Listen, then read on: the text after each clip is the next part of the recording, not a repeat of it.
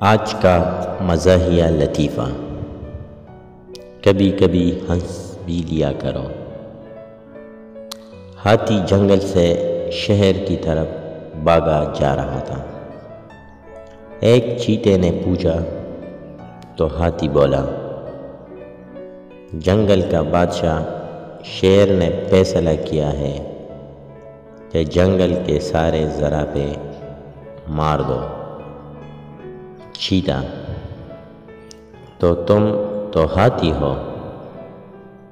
ہاتھی، ہاں مجھے بھی پتہ ہے، لیکن شیر نے گدھے کی ڈیوٹی لگائی ہے زرافے مارنے کی، لیکن گدھا تو گدھا ہوتا ہے نا۔